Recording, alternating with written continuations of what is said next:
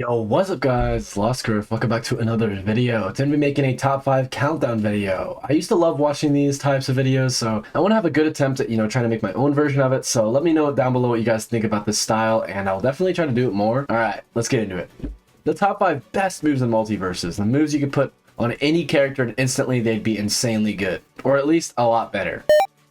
Alright, up at number 5, I got Gizmo Arrow. Now, Gizmo Arrow is not just good because of its combo potential, but also really good because of the fact that you can literally just, play advantage permanently. Because trying to dodge against Gizmo's arrow is pretty much impossible, and trying to parry it is even harder. Because if you charge it up fully, it's extremely hard to react to, even if it's, being charged at your face. We saw this in Coinbox. There was, some of the Gizmos that were competing at the top were using this to edgeguard people, and it was really, really powerful. I personally don't use the arrow like this. I use it to combo, and I think that's just as good. I think if you go for a side air into an arrow to reset into an uppy or up air, or if you do an uppy arrow into up air, I can kill, stuff like that. Trying to use arrow to kind of extend your combos vertically is so good, and I think that's another part of what makes arrow so powerful as a move. Now, do I think this move needs nerfed? Compared to other moves on this list, actually no. I don't really think there needs to be big nerfs to this move, but I think it's just worth acknowledging that if this was on any character, it would make them infinitely better. I want to say I almost put Battering here because I think Battering does do a similar job. It controls neutral and it, continues his advantage. But I think Gizmo Arrow is just so much better for its multiple uses. The fact that you can use it to edgeguard people, the fact that you can use it to combo people, the fact that you can use it just for whatever reason, just makes it just such a good move. So yeah, that's my number 5.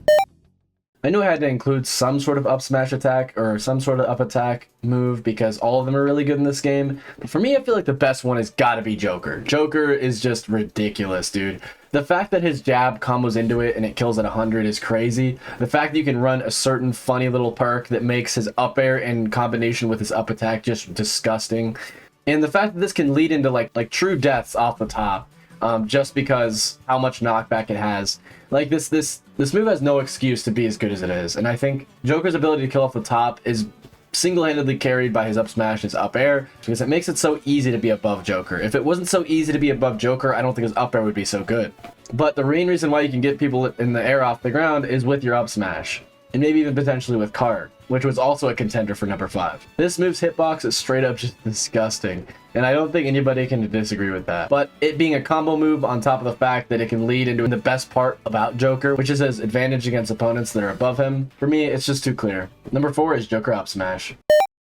Alright, so we just talked about Joker up smash. I want to talk about Bugs up air, y'all. Oh my lord. I almost put Rocket because I feel like the Rocket is even more cringe and just has more, benefits you'd be able to use across every character if you put it on them.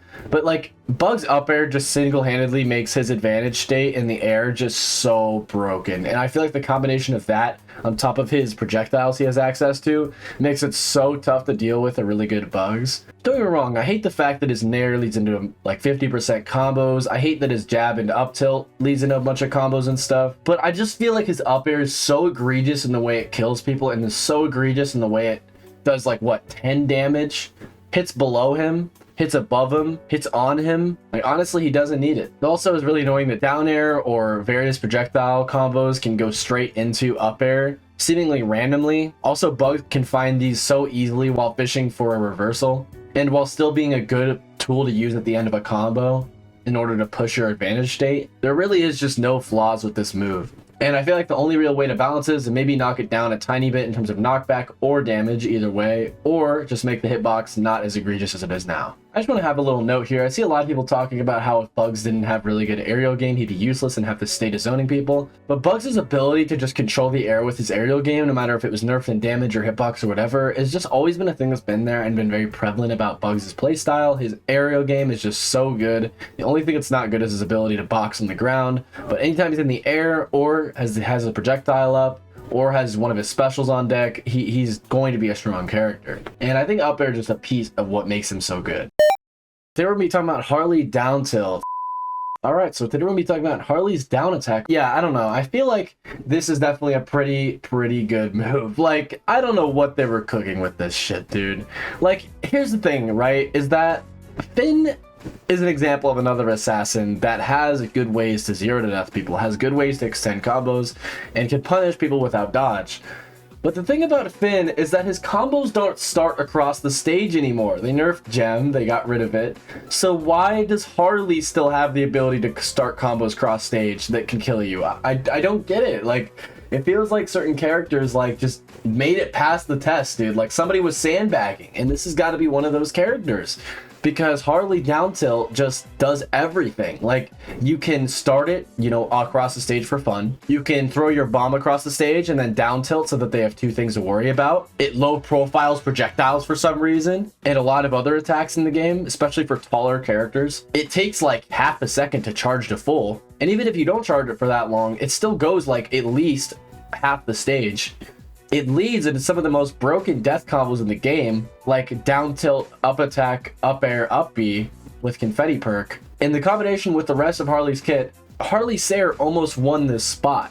But I genuinely think that down tilt is just so ridiculous and so egregious in a game where your movement is slowed and very limited. But however, you can still use Harley down tilt for basically free when other people have to dodge jump to initiate combos. Did I mention this costs no bar at all? Honestly, Harley down tilt probably pisses me off more than the #1 spot, for the simple reason that it just feels like completely different from the rest of the game.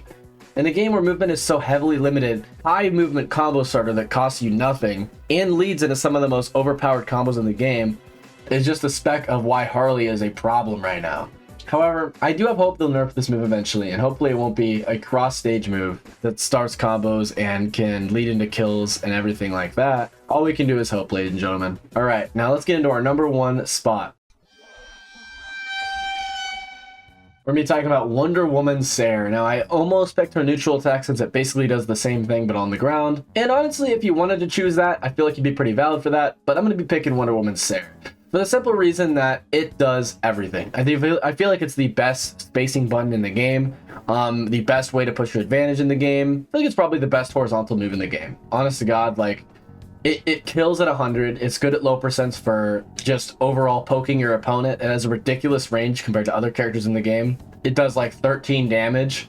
You can lead it into neutral attack or jab, and it makes stuffing out her approach impossible since it has priority over everything. Even though it doesn't have crazy combo applicabilities like Harley down tilt does, I think Wonder Woman Sayer alone could be a character, and I'm pretty sure they'd still be able to beat several characters in this game. Like, if you just had Wonder Woman Sayer, like that is the only thing you had on your character, that's it. You could probably still beat several of the characters in this game easily. This move is just broken and makes neutral broken down for dummies, in my opinion. You no longer have to think about if you're in advantage, disadvantage, or if you even have to start neutral or not, because you always have the ability to just throw this out, not be punished for it, or do 13 damage and potentially kill your opponent. Overall, Wonder Woman Sayer is probably the most versatile move in the game, and my personal pick for the best move in Multiversus right now. But what do you guys think? Do you guys think Wonder Woman Sayer is broken? What about the other moves that I listed? Let me know down below what you guys think about my takes. I'd love to hear what you guys would put for your personal top 5. And if you guys want any more top 5 lists in the future, make sure to drop a sub. Anyway, guys, hope you guys enjoyed. Peace out.